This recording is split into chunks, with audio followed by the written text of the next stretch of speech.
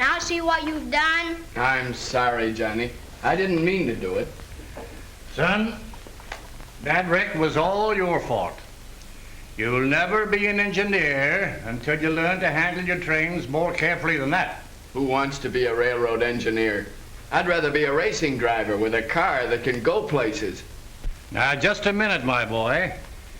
Whether you know it or not, you are an engineer right now. Him? An engineer like you, Grandpa? What do you mean? You're as much of an engineer as I am, Tom. And you're running a train of your own every day. Your right-of-way is the open highway on the city street. Your stations are your home, the school, and the stores. Your locomotive is the engine of the car you drive. Your Pullman is the body of your car where your passengers ride. Just like the railroads, you have warning signs to help you make a safe run. Your signals are the traffic lights which guide you along every section. In fact, nearly every railroad safety signal is represented along your way. And of course, the engineer is you. So you see, you are an engineer, though you may not realize it. And because the railroads have set such marvelous records for safety at high speeds, you certainly ought to follow the example of the locomotive engineers. These men drive hundreds of thousands of miles, night and day, summer and winter, year in and year out, making their great safety records. In the last few years, the power and speed of trains have increased tremendously. But the engineers, following the same safety rules they've always observed, have made the railroads safer than ever before. Today, motor cars are faster and more powerful than they used to be.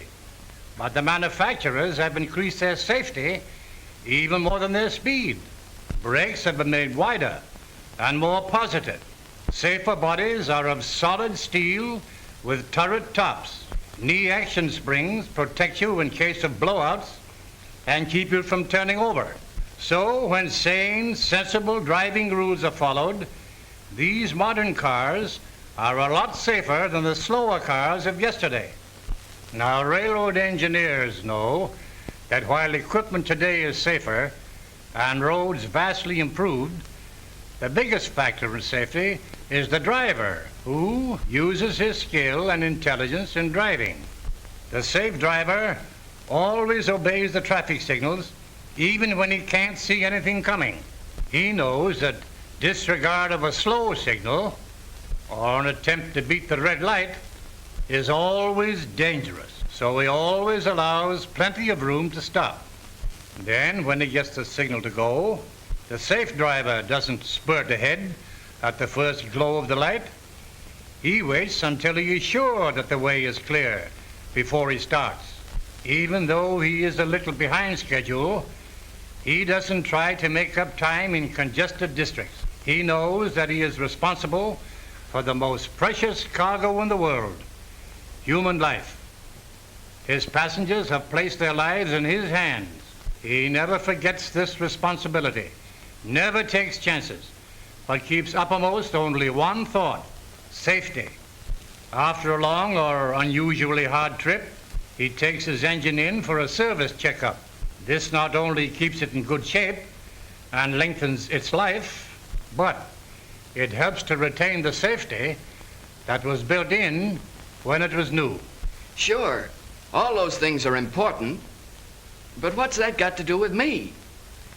Every one of those things applies to you in your personal driving. You have rules to follow, just as an engineer does when he takes his train out for a run. The engineer of a slow freight never holds up traffic on his section. He pulls over to a siding and lets the faster passenger trains pass. If he has to stop, he gets on the siding so he won't block the right-of-way. On the other hand, an engineer is never given the high ball to start around another train until the right-of-way is clear far enough ahead to give him more than ample time to pass. And of course, no engineer ever crosses another right-of-way without being absolutely certain there are no other trains approaching. Where there are parallel tracks, you never see engineers racing each other to the switch. They observe the courtesies of the road. The engineer knows that every train he passes is handled by an experienced and competent driver. The motorist does not have this advantage, so he must be doubly careful. If all drivers would only stop to think of their responsibility, if they'd only realize that the lives of others are in their hands, if every motorist obeyed the traffic rules like the locomotive engineer, then all drivers would make safety records like the railroads. Gee, Grandpa, I never thought about it that way. But you don't need to worry about my driving anymore. I'm going to run my car like a real engineer. Yeah, and you better be more careful with my trains, too.